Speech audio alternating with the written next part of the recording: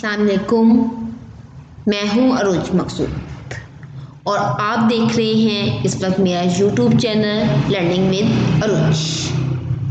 In our today video we learn about the Wilcoxon sign rank test. Introduction.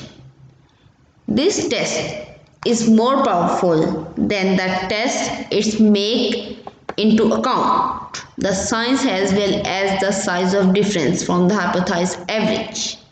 कहते हैं ये sign test से ज़्यादा पावरफुल है। क्यों? क्योंकि ये साइंस को भी लेता है और मैग्नीट्यूड को भी मेजर करता है। वो साइंस को भी देखता है और उसके हाइपोथेसिस मीन में साइंस को भी मेजर करता है। In case of paired observation it's also called the Wilcoxon test for paired observations. जब हम पेयर्ड ऑब्जर्वेशंस ले रहे होते हैं तो इसे Wilcoxon test for paired observation भी कहते हैं। In this test, we rank the differences about the regard to their sign, assigning rank 1 to the smallest difference in the absolute value। कहते हैं हम इस टेस्ट में जब हमने साइंस दे रहे होते हैं, जो सबसे छोटी वैल्यू होती है उसे हम साइन 1 देते हैं और जो उससे बड़ी वैल्यू होती है उसे हम साइन 2 देते हैं और जो सबसे बड़ी वैल्यू होती है उसे साइन n देते हैं और हम साइंस को उस वक्त नहीं देते। और अगर कोई वैल्यू हमारी m नॉट इक्वल आ जाए तो उसे हम डिस्कार्ड कर देते हैं। If the absolute value of two or more difference are the same, we assign each one the mean of the ranks with they jointly occupy। तो अगर एक वैल्यू 2 टाइम डेटा सेट में अकर हो रही होती है तो हम उससे mean of the rank assign करते हैं। Then mean of the rank. Then the assigned rank test is based on t plus the sum of the ranks assigned to the positive difference। जो t plus है वो किसे show करता है? sum of the rank assigned to the positive difference। जो positive difference को assign होते हैं उसे हम t plus से असाइन करते हैं और जो t माइनस किसे करता है? sum of the sign assigned to the negative difference। इसे हम आगे चल के मैं आपको डिटेल में एक्सप्लेन करती हूँ।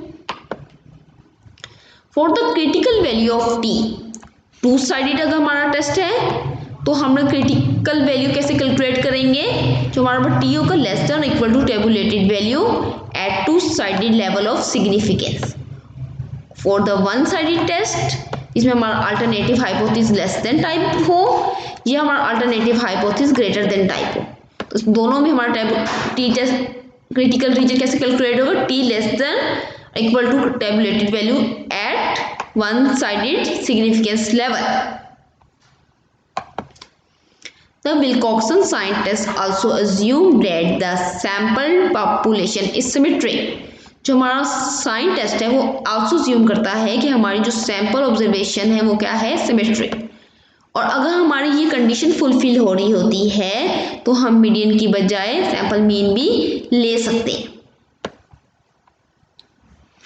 It may be noted from the table that whenever n is less than 5, अगर हमारा n 5 से लेस हो and the level of significance does not exceed 0.5 और हमारा level of significance 0.5 से exceed ना कर रहा हो for a one tail test और 0.10% for 2 tail test, t will always be, तो t क्या होगा? हमेशा एक्सेप्ट होगा of the null hypothesis।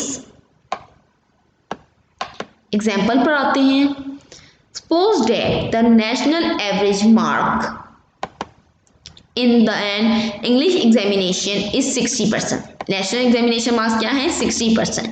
Test whether the following marks obtained by 11 students from a particular school are consistent with this average using the Wilcoxon sign test at 0.10 level of significance। साफ check करें। हम hypothesis create किया कि m equal to 60% और versus alternative hypothesis m does not equal to 60%, level of significance 10%। Test statistics क्या है? Mean of plus sign and mean of minus sign. अब हम क्या बनाएंगे, अपना टेबल। टेबल में हमने क्या किया, अपनी ऑब्जर्वेशंस सारी लिख ली, हमने इनका डिफरेंस लिया, यानी x माइनस एम नोट, यानी कि 70 में से 60 माइनस की तो हमारे पास क्या आ गया 10, 65 में से हमने माइनस किए 60 तो हमारे पास क्या आ गया 5।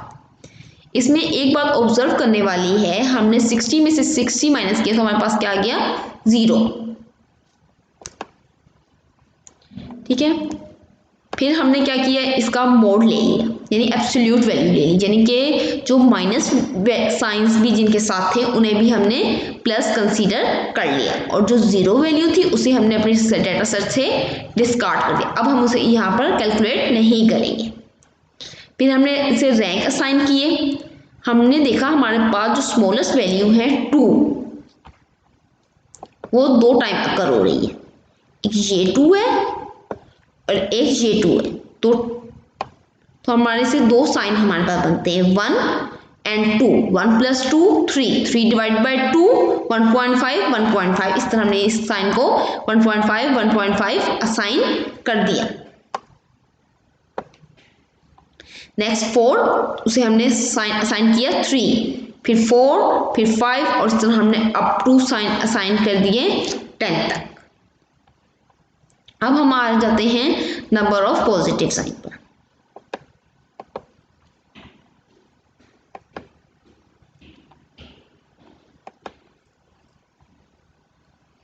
तो हमारे यहाँ पर हमने क्या लिख दिया 6, पॉजिटिव वैल्यू थी तो यहाँ पर हमारे पास क्या आ जाएगा 6।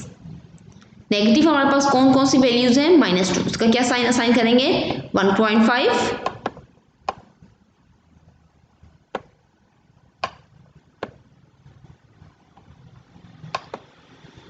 ठीक है। यहाँ पर मैं लिख देती हूँ, ये भी माइनस था, यहाँ पर क्या लिख देती हूँ 1.5, और हमारे पास कौन सी ऑब्जर्वेशन थी, यहाँ पर 1.5, सॉरी, यहाँ पर हमारा था 3। बाकी सारे क्या हैं पॉजिटिव, तो वो सेम आ जाएंगे 4, यहाँ पर 9, ये डिस्कार्ड हो गया, यहाँ पर 10, यहाँ पर 9, यहाँ पर 7, यहाँ पर 5 और यहाँ पर 9। हम इन्हें टोटल करेंगे तो हमारे पास टोटल करने पर यहाँ पर क्या आ जाता है 59, और यहाँ पर हम टोटल करें तो हमारे पास क्या आ जाता है,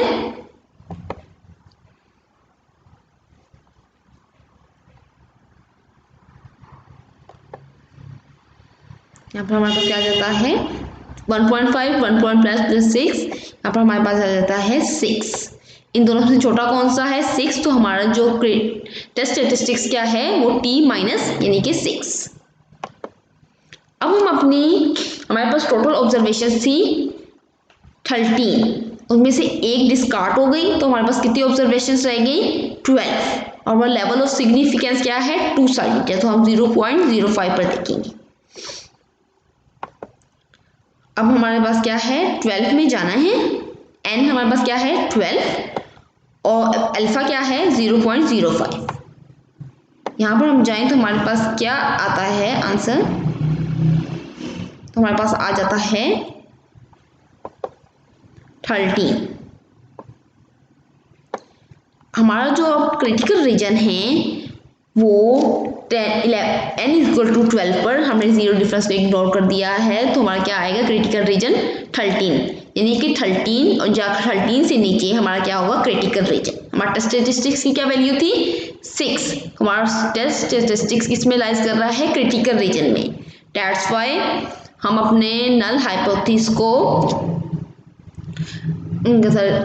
since the computed value of t = 6 is less than the critical value, so the null hypothesis that the marks are consistent are rejected। हमारा null hypothesis क्या हो जाएगा क्रिटिकल रीजन में फोर्स कर रहा है तो वो क्या हो जाएगा रिजेक्ट हो जाएगा विद 60% बी रिजेक्टेड, तो हमारे यानी कि स्टूडेंट्स 60% मार्क्स ऑब्टेन नहीं कर रहे। आई होप कि आपको ये लेक्चर समझ आया होगा। इंशाल्लाह हम मिलेंगे अपनी नेक्स्ट वीडियो में, तब तक के लिए अल्लाह हाफिज़।